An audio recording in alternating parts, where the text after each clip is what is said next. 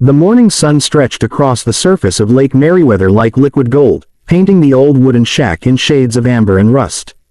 Marcus Webb stood on the rocky shore, his bare feet planted firmly on the warm stones, watching the water lap gently against the weathered pilings that held his new home above the tide. New home. The word still felt strange in his mind. Marcus was 53 years old, though the lines on his face and the silver threading through his dark hair made him look older. Life had not been kind to him in recent years. 3 years ago, he had lost his job at the textile factory when it closed down. Then came the medical bills when his mother fell ill. Then the eviction notice. Then the long, cold nights sleeping in his car, then in shelters, then under bridges when the shelters were full. But through it all, there had been Duke. The dog sat beside Marcus now, a mixed breed with golden fur and intelligent brown eyes. Duke had found Marcus, or perhaps Marcus had found Duke, neither of them could remember anymore. What mattered was that they had faced the hardest days together, and now they stood together looking at this broken-down shack that somehow represented hope. Marcus had saved for 18 months to buy this place. Every odd job, every day of manual labor, every penny carefully tucked away in an old coffee can. The shack had cost him $30 at a county auction. $30 for a structure that most people would have torn down without a second thought. The building leaned slightly to one side, its blue-gray paint peeling away in long curls. The roof had more holes than shingles, and the windows were either broken or missing entirely. The wooden deck that wrapped around the front had gaps between the boards wide enough to lose a shoe through. By any reasonable standard, it was uninhabitable. But it was his. "Come on, boy," Marcus said softly, reaching down to scratch Duke behind the ears. "Let's see what we've got." They walked up the sandy path together, Marcus's hand resting lightly on Duke's head. The dog's tail wagged slowly, cautiously, as if he too understood that this moment was important but fragile, like something that might break if they celebrated too loudly. The front door hung crooked on its hinges. Marcus pushed it open carefully, and it groaned in protest, the sound echoing across the empty water. Inside, the air smelled of salt and age and slowly rotting wood. Sunlight streamed through the holes in the roof, creating bright columns in the dusty gloom. The main room was larger than Marcus had expected. The walls were lined with old wooden panels, water-stained and warped but still solid in places. In one corner stood a rusted iron stove, its pipe long since fallen away. In another corner, a simple counter suggested where a kitchen had once been. Marcus set down his backpack. Everything he owned fit inside it, and stood in the center of the room, slowly turning in a circle. Duke trotted around the perimeter, sniffing carefully, his nails clicking on the old floorboards. "We can do this," Marcus said aloud, as if saying it would make it true. "We'll patch the roof first. Then the windows. We'll get a tarp from town to keep the rain out until I can afford real shingles." His voice sounded small in the empty space, but there was something else in it too, something that had been missing for a long time. It was determination. It was purpose. It was hope. Marcus spent the rest of that first day cleaning. He swept out years of accumulated leaves and debris.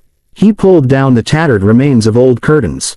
He boarded up the broken windows with pieces of driftwood he found on the beach.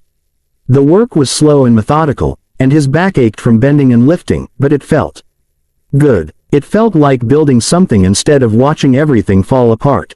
As the sun began to set, painting the lake in shades of pink and orange, Marcus sat on the front deck with Duke beside him. He opened a can of beans with his pocket knife and divided it between them, half for him and half for the dog. They ate in comfortable silence, watching the water birds skim across the surface of the lake, their wings catching the last of the day's light. "Tomorrow," Marcus said, "we'll start on the roof." Duke's tail thumped against the wooden deck. That night, Marcus lay on the floor inside the shack, wrapped in his sleeping bag with Duke curled against his side. Through the holes in the roof, he could see stars, more stars than he had ever seen in the city. They looked close enough to touch, scattered across the darkness like diamonds on black velvet. For the first time in years, Marcus felt something close to peace. The days that followed fell into a rhythm. Marcus would wake with the sunrise and work on the shack until the heat of midday drove him to rest in the shade. In the afternoons, he would walk the 3 miles into town to look for work. He found jobs where he could loading trucks, cleaning gutters, helping with construction projects. The pay was never much, but it was enough to buy food and slowly accumulate materials for repairs. Every evening, he would return to the shack by the lake, and Duke would be waiting for him, tail wagging, eager to explore the shoreline together before dark. Slowly, the shack began to transform. Marcus patched the roof section by section, using salvaged materials and careful planning. He fixed the broken windows with glass from the local recycling center. He reinforced the deck and filled in the dangerous gaps between boards. The work was endless, but it was also satisfying in a way that nothing in Marcus's life had been for a very long time. 3 weeks after moving in, on a morning when the air was clear and cool, Duke began acting strangely.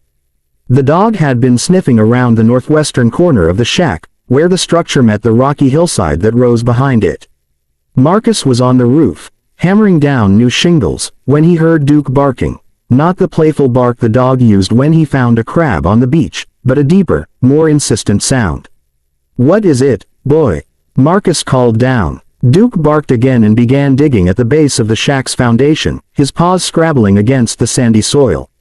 Marcus climbed down from the roof and walked over to investigate. "What did you find?" "A rabbit hole." But Duke was focused on something specific. The dog had uncovered what looked like a piece of old metal, green with age, partially buried beneath the corner post of the shack. Marcus knelt down. "Easy, boy, let me see." He began digging carefully with his hands, clearing away the sand and dirt. What he had thought was a piece of scrap metal turned out to be the corner of something larger. Something deliberately buried. His heart began to beat a little faster. Working carefully, Marcus excavated around the object. It took nearly an hour, with Duke watching intently, occasionally sniffing at the growing hole. Finally, Marcus was able to work his fingers underneath and lift.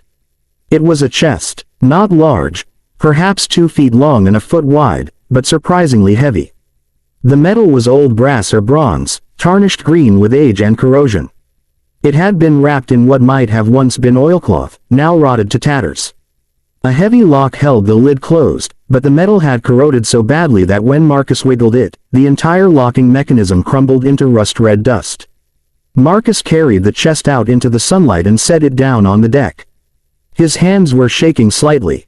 Duke sat beside him, perfectly still, as if he too sensed that this moment required reverence. "Okay," Marcus said softly. "Okay." He opened the lid. Inside, wrapped in layers of brittle, yellowed cloth, were bundles of paper. Marcus lifted one carefully and unwrapped it. His breath caught. They were certificates. Old stock certificates, printed on heavy paper with elaborate borders and official seals.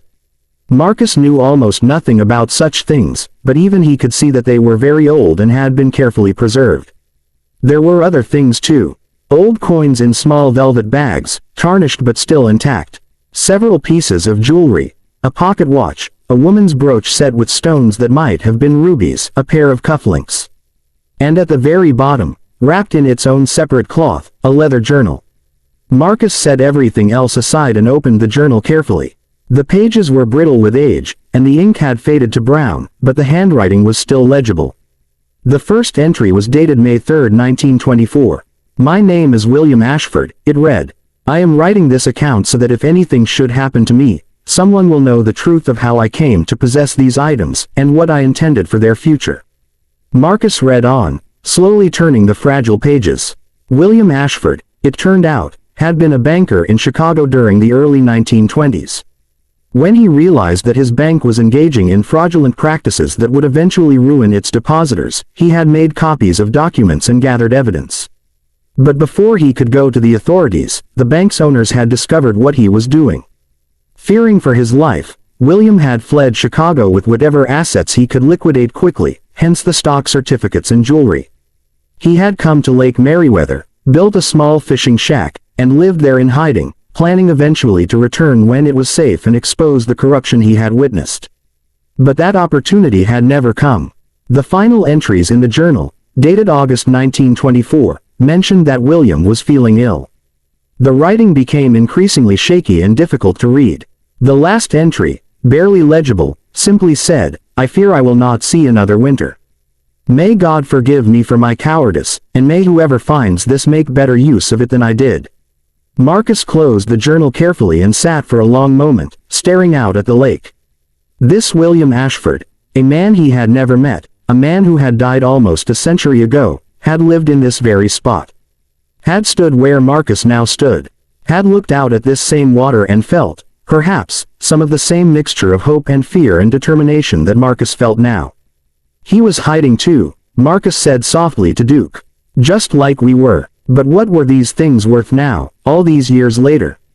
The stock certificates were from companies Marcus had never heard of. They might be worthless. The jewelry might be costume pieces. The coins might be common.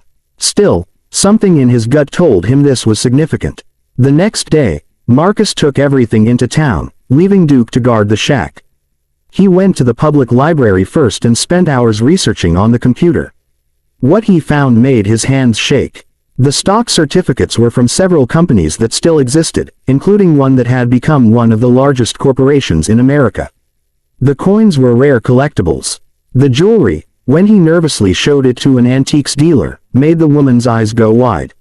"Where did you get these?" she asked. "They belong to my family," Marcus lied, uncomfortable with the attention. "Are they worth anything?" "Worth anything." The dealer's voice rose slightly. "Sir, I can't give you an exact appraisal without consulting specialists, but if these are authentic, and they certainly appear to be, you're looking at a considerable sum. The ruby brooch alone could be worth $50,000 or more." Marcus felt dizzy. He carefully gathered everything back up and left the shop, his mind reeling. Over the next several days, he consulted with various experts discreetly. A financial advisor helped him understand the stock certificates. A coin dealer examined the coins. Each consultation brought the same reaction: shock, followed by excitement, followed by questions about provenance that Marcus deflected carefully. When all was said and done, the conservative estimate for the entire collection was $3 million. $3 million. Marcus sat on the deck of his shack that evening, watching the sunset, trying to process what this meant. He could sell everything tomorrow and never worry about money again. He could buy a real house, a new car, everything he had done without for years. But as he sat there with Duke's warm weight against his leg, watching the light fade from the sky, Marcus found himself thinking about William Ashford. William had run away with these treasures and hidden them, intending to use them someday to make things right. But fear had kept him paralyzed, and he had died with his good intentions unrealized, leaving only a journal full of regrets. Marcus didn't want to end his story the same way. That night, he made his decision. The next few months were a whirlwind. Marcus worked with lawyers and financial advisors, people who initially looked at his worn clothes and weathered face with skepticism but quickly learned to take him seriously. He sold most of the collection, keeping only William Ashford's journal and the pocket watch, which seemed too personal to part with. With the money, Marcus did several things.